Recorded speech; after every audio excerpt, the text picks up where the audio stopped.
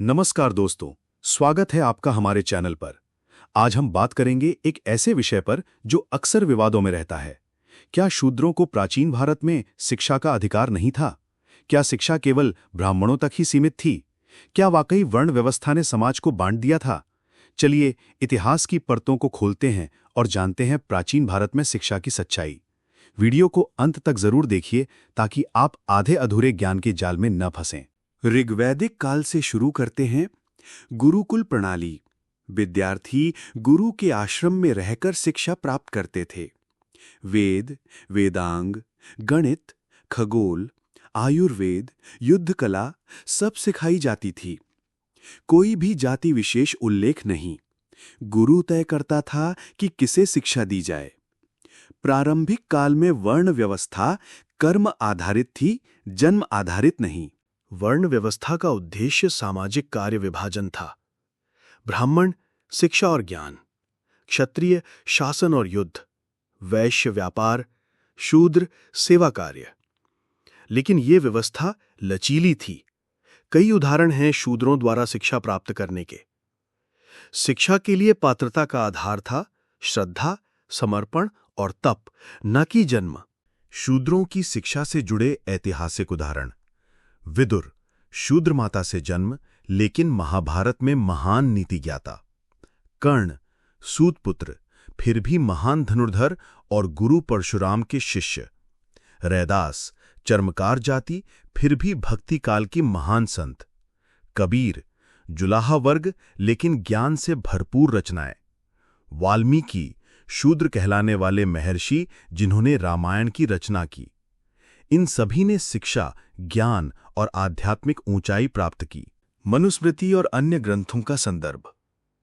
अक्सर कहा जाता है कि मनुस्मृति ने शूद्रों पर शिक्षा प्रतिबंध लगाया, लेकिन ध्यान देना चाहिए, मनुस्मृति एक धर्मशास्त्र है, कोई संवैधानिक नियम नहीं।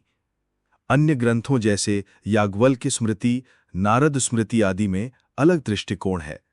वास्तविकता ये है कि इन ग्रंथों की व्याख्या समय और सत्तानुसार बदलती रही। शिक्षा में बदलाव। बौद्ध और जैन युग। बौद्ध धर्म और जैन धर्म ने शिक्षा को सभी के लिए खोल दिया। नालंदा, तक्षशिला, विक्रमशिला जैसे विश्वविद्यालयों में जाति के आधार पर भेदभाव नहीं। विदेशी छात्र भी पढ़ने आते थे। ज्ञान और तपस्या को प्राथमिकता दी जाती थी, जाति को नहीं। मध्यकालीन भारत और शिक्षा में गिरावट।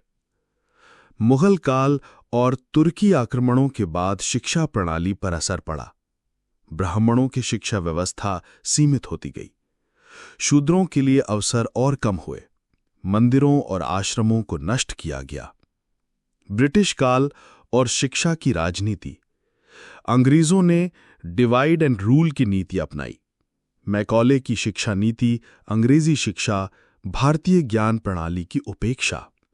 शूद्रों को दलित, अछूत जैसे शब्दों में वर्गीकृत किया गया। जातीय भेदभाव को मजबूत किया गया। आधुनिक काल में सामाजिक सुधार और शिक्षा। ज्योतिबा फूले, डॉक्टर अंबेडकर, सावित्रीबाई फूले जैसे समाज सुधारकों ने शिक्षा अधिकार दिलवाया। 20वीं शताब्दी में शिक्षा को सबके लिए समान बनाने की लड़ाई। संविधान में शिक्षा को मौलिक अधिकार घोषित किया गया। निष्कर्ष, शूद्रों को शिक्षा नहीं मिल पाई। इसका कारण केवल शास्त्र नहीं, समाज की व्याख्या, सत्ता की संरचना और राजनीतिक चालें भी जिम्मेदार। प्राचीन भारत का यथार्थ बहुत अधिक जटिल और गहराई भरा था। आज हमें जरूरत है कि हम इतिहास को पूरे संदर्भ में समझें, न कि आधे ज्ञान से भ्रमित हों। शिक्षा सभी का अधिकार है, ये न जन देखती है न जाति। तो दोस्तों, ये थी आज की गहराई भरी चर्चा। क्या शूद्रों को शिक्षा का अधिकार नहीं था? अगर आपको ये वीडियो ज्ञानवर्धक लगी हो तो लाइक, शेयर और सब्सक्राइब जरूर करें। कमेंट करके बताएं कि आप किस विषय पर अगला वीडियो देखना चाहेंगे। मिलते हैं अगले वीडियो में, तब तक के लिए जय भारत, जय ज्ञान।